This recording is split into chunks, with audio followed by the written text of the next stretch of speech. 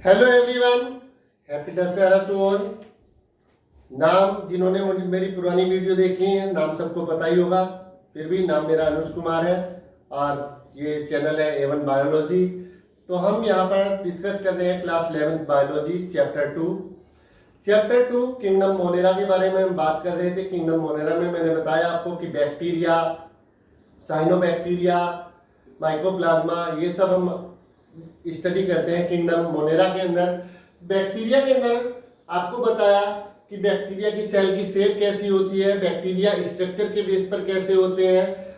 आज हम बात करेंगे about the mode of nutrition of bacteria. Nutrition अब सभी को पता है कि जितनी भी लिविंग बीइंग्स है, जो भी जिंदा है, खाना जरूरी है। हम जनरली बोलते हैं कि जिंदा रहने के लिए 3 चीजें जरूरी होती है, रोटी, कपड़ा और मकान। आपके पास मकान ना हो फिर भी सरवाइव कर जाओगे, एक बार को कपड़े ना हो, आप पहले भी नहीं होते थे, नंगे भी रहते थे आदमी, लेकिन खाने के बिना कोई भी सरवाइव नहीं कर सकता। तो सेम चीज बैक्टीरिया के साथ है, क्योंकि न्यूट्रिशन का मतलब ये है कि एनर्जी के लिए, ग्रोथ के लिए फूड को लेना और उसका यूटिलाइजेशन करना। तो खाना बहुत जरूरी है, अगर जिंदा रहना है तो न्यूट्रिशन एसेंशियल है। अब यहां पर बात करें हम बैक्टीरिया के न्यूट्रिशन की, तो बैक्टीरिया में 2 तरह का न्यूट्रिशन होता है, autotrophic and heterotrophic. Autotrophic, auto means self, trophic means nourishment, यानी कि जो अपना भोजन खुद बना सकते हैं उसी को क्या बोलते हैं, ऑटोट्रोफिक। जितने भी हायर प्लांट हैं, you all know very well कि सारे के सारे ऑटोट्रोफ्स होते हैं। All can prepare their food in the presence of sunlight.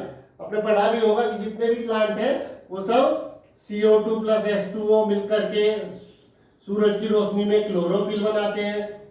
वो क्लोरोफिल की प्रेजेंस में प्लांट जो है सनलाइट पे अब्जॉर्ब करके यहाँ पर ग्लूकोज बना लेते हैं और ऑक्सीजन देते हैं। ये तो सबने पढ़ाई है, लेकिन यहाँ पर जो है थोड़ा सा यहाँ पर autotrophic mode of nutrition bacteria का अलग टाइप का है। यहाँ पर ऑटोट्रोफिक मोड ऑफ न्यूट्रिशन 2 तरह का है, एक तो है आपका फोटोट्रोफ्स और एक है कीमोट्रोफ्स। फोटोट्रोफ्स, कीमोट्रोफ्स। ऑटोट्रोफिक मोड ऑफ न्यूट्रिशन में 2 तरह का बैक्टीरिया में न्यूट्रिशन है, ऑटोट्रोफिक भी है, हेटेरोट्रोफिक। हेटेरोट्रोफिक जो दूसरों पर डिपेंड रहते हैं, जो अपना भोजन खुद नहीं बना सकते, जैसे कि हम। तो फोटोट्रोफ्स और कीमोट्रोफ्स 2 कैटेगरी में यहां पर डिवाइड किया गया है ऑटोट्रोफिक मोड ऑफ न्यूट्रिशन को बैक्टीरिया के। अब ये फोटोट्रोफ जो है इसको भी फर्दर 2 कैटेगरी में डिवाइड किया गया है, फोटोलाइटोट्रोफ्स और फोटो ऑर्गेनोट्रोफ। फोटोलाइथोट्रोफ्स और ऑर्गेनोट्रोफ्स। लाइथो वर्ड आता है जहां पर इनऑर्गेनिक का यूज होगा, और ऑर्गेनोट्रोफ जहां पर ऑर्गेनिक सब्सटेंस का यूज होगा। मीन टू से कि जो प्लांट्स इनऑर्गेनिक सब्सटेंसेस का यूज करके अपना भोजन खुद, जो बैक्टीरिया इनऑर्गेनिक सब्सटेंसेस का यूज करके अपना भोजन खुद बना रहे हैं, वो आएंगे किसके अंदर, लिथोट्रोफ्स के अंदर। जो यूज करते हैं ऑर्गेनिक सब्सटेंसेस का, वो आएंगे ऑर्गेनोट्रोफ्स के अंदर। तो यहाँ पर जितने भी फोटोट्रोफिक बैक्टीरिया हैं सबके अंदर एक पिगमेंट होगा, आइदर बैक्टीरियोक्लोरोफिल और बैक्टीरियोविरिडिन। क्या, बैक्टीरियोक्लोरोफिल और बैक्टीरियोविरिडिन। और जैसे कि यहाँ पर आप पढ़ते थे हायर प्लांट में कि प्लांट जो है वाटर का यूज करते हैं, लेकिन यहाँ पर वाटर का यूज नहीं होगा, वाटर की बजाय इनऑर्गेनिक सब्सटेंस का यूज होगा, just like H2S, hydrogen sulphide.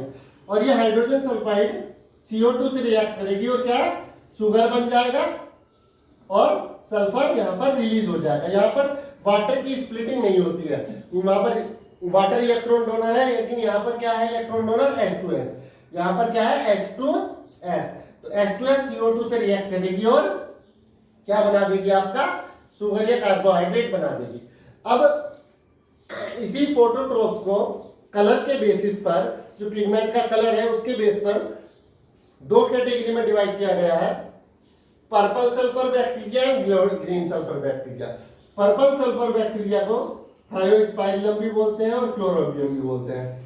इसका एग्जाम्पल है आपका क्रोमैक्टिनियम ओकिनाई। क्रोमैक्टियम ओकिनाई, ये क्या है आपका, पर्पल सल्फर बैक्टीरिया है। फोटो ऑर्गेनोट्रोफ बताया आपको कि जो ऑर्गेनिक सब्सटेंस का यूज करेंगे और लिथोट्रोफ इनऑर्गेनिक का। तो ये आपका दो तरह के फोटोट्रोफ्स यहाँ पर होते हैं। दूसरा ऑटोट्रोफिक मोड ऑफ न्यूट्रिशन जो है, जो भोजन बनाने का तरीका है, एक तरीका तो इसका हो गया ये कि ये जो है आपका बैक्टीरियो क्लोरोफिल और बैक्टीरियो विरोडिन, जो इसके अंदर पिगमेंट है, ये सन एनर्जी को ट्रैप करेंगे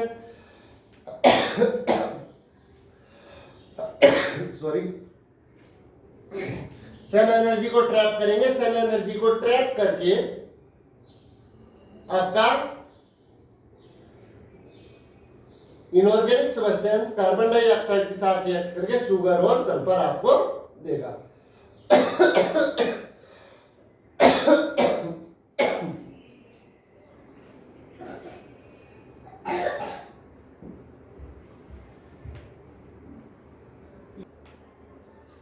जो दूसरा ऑटोट्रोफिक मोड ऑफ न्यूट्रिशन है बैक्टीरिया के अंदर, दैट इज कीमोट्रोफिक। और इस तरह के बैक्टीरिया क्या कहलाते हैं? कीमोट्रोफ्स। कीमो सबसे पता चल रहा होगा केमिकल। तो ये बैक्टीरिया जो है आपका inorganic substance like ammonia, nitrate, sulphur, hydrogen sulphide, इन सब से का ऑक्सीडेशन करके, इन सब का ऑक्सीडेशन करके क्या करते हैं? एनर्जी को ड्राइव करते हैं, एनर्जी को पैदा करते हैं अपने लिए। जैसे आपका हाइड्रोजन बैक्टीरिया, हाइड्रोजन बैक्टीरिया क्या करते हैं? हाइड्रोजन को ऑक्सीडाइज करेंगे, हाइड्रोजन को ऑक्सीडाइज करेंगे। Hydrogen bacteria H2 plus half O2, और इसको ऑक्सीडाइज करने के बाद यहां पर ये H2O बन जाएगा और एनर्जी रिलीज हो जाएगी। इसका एग्जाम्पल है जस्ट लाइक हाइड्रोजिनोमोनास। दूसरा जो है आपका आयरन बैक्टीरिया। आयरन बैक्टीरिया क्या करते हैं?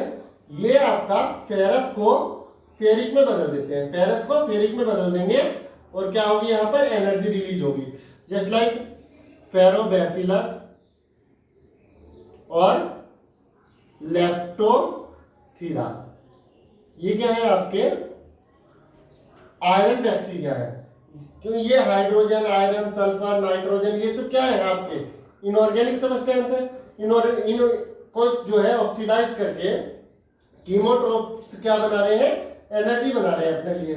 ऐसे ही सल्फर बैक्टीरिया, सल्फर बैक्टीरिया क्या करेगा?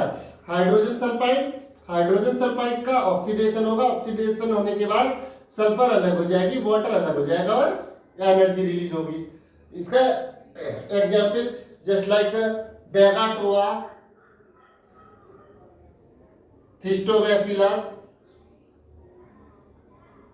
ये क्या है आपके? ये जो है सल्फर बैक्टीरिया है। Next nitrifying bacteria. Nitrifying bacteria nitrosomonas, nitrococcus, nitrocystis, nitrobacter, ये चार होते हैं नाइट्रीफाइंग बैक्टीरिया। इसमें से जो है ये क्या करेंगे? ये आपका अमोनिया को ऑक्सीडाइज करेंगे और अमोनिया को बदल देंगे नाइट्रेट में। अमोनिया किस में बदलेगा? नाइट्रेट में। फिर नाइट्रेट का क्या होगा? नाइट्रेट जो है वो आपका बदल जाएगा नाइट्राइट में और यहाँ पर एनर्जी आपका पैदा हो जाएगी। तो ये चारों के चारों hydrogen bacteria, iron bacteria, sulphur bacteria, nitrifying bacteria, ये क्या है? आपके कीमोट्रोफ है। तो ये तो बात हुई ऑटोट्रोफ के बारे में, जो अपना भोजन खुद बना लेंगे और दो तरीके से बनाएंगे, एक तो लाइट की प्रेजेंस में और एक bye the help of chemical, bye the help of inorganic substance. Next है हमारा हेट्रोट्रोफिक बैक्टीरिया। अब मोस्टली बैक्टीरिया जो होते हैं वो हेट्रोट्रोफिक ही होते हैं, यानी कि दूसरों पर डिपेंड रहते हैं, अपना भोजन खुद नहीं बनाते। ठीक है, ये अपना भोजन खुद नहीं बना सकते heterotrophic bacteria, they depend on other for their food. और ये किस तरह से अपना फूड ऑब्टेन करते हैं दूसरे ऑर्गेनिज्म से, किस तरह से उनके साथ रहेंगे या उनके ऊपर रहेंगे या कहां से अपना भोजन लेंगे दूसरी जगह से, उसके बेसिस पर इनको तीन कैटेगरी में डिवाइड किया गया है। तो सबसे पहले है पैरासिटिक बैक्टीरिया। पैरासिटिक जो कि आपका दूसरे प्लांट या ऑर्गेनिज्म के ऊपर रहे, उनको क्या बोलते हैं? पैरासाइट बोलते हैं। तो पैरासाइट ऐसे होते हैं जो हमेशा दूसरों पर निर्भर रहते हैं किसी ना किसी चीज के लिए। जनरली बोल देते हैं ना, कोई आदमी है वो हमेशा आपसे मदद मांगता रहता है, कुछ मेरा ये कर दो, वो कर दो, या मतलब दूसरों पर ही डिपेंड रहता है, उसके कह देते हैं जनरली जो पढ़े लिखे लोग होते हैं कि ये तो पैरासाइट है, यानी कि दूसरों पर डिपेंड रहते हैं। तो ऐसे ही पैरासिटिक बैक्टीरिया ये हमेशा दूसरों पर ही डिपेंड रहता है और दूसरों पर डिपेंड तो रहेगा ही, और साथ ही साथ क्या करेगा, वहां पर बीमारी भी पैदा कर देता है। तो सबसे दुष्ट बैक्टीरिया ये होते हैं पैरासाइट। बहुत पापी बैक्टीरिया है पैरासिटिक बैक्टीरिया, दूसरों के ऊपर बॉडी में रहेंगे, चाहे ऊपर रहे चाहे उनकी बॉडी के अंदर रहे, और साथ ही साथ वहां पर क्या कोज कर देते हैं, बीमारी भी पैदा कर देते हैं प्लांट में, एनिमल में। तो सबसे महामक्कार बैक्टीरिया ये पैरासिटिक बैक्टीरिया होते हैं, जैसे आपका स्यूडोमोनास, स्ट्रेप्टोकोकस, साल्मोनेला टाइफी, ये कुछ एग्जाम्पल है जो कि आपका different different disease just like diphtheria, syphilis, gonorrhoea, typhoid, ये सब किसकी वजह से होते हैं, ये सब होते हैं पैरासिटिक बैक्टीरिया की वजह से। तो parasitic bacteria depend on plant और animals and obtain their food from them. Okay, next है आपका saprophytic. Saprophytic bacteria are such type of the bacteria which grow on the dead and decaying material, जो कि सड़ी गली चीज है, जब पत्ती है, जब फूल है, या कोई जानवर मर गया है, या कोई खराब लकड़ी पड़ी है, या कोई रोटी सड़ गई, तो उस पर जो बैक्टीरिया ग्रो करते हैं यानी कि डेड और डिकेइंग ऑर्गेनिक्स पे, they are known as the saprophytic bacteria. उनको क्या बोलते हैं, सैप्रोफिटिक बैक्टीरिया हम बोलते हैं। ये एक एंजाइम सीक्रेट करते हैं जो कि इनसोल्यूबल ऑर्गेनिक सब्सटेंसेस को, जो कि ऑर्गेनिक सब्सटेंस होते हैं इनसोल्यूबल, उसको सिंपलर सोल्यूबल फॉर्म में ब्रेक डाउन कर देंगे by the help of those enzyme and then digest it, और फिर उसको जो है खा जाएंगे। तो such type of the bacteria known as the saprophytic bacteria, just like clostridium, acetobacter, lactobacillus, ये आपकी क्या है, सैप्रोफिटिक बैक्टीरिया है।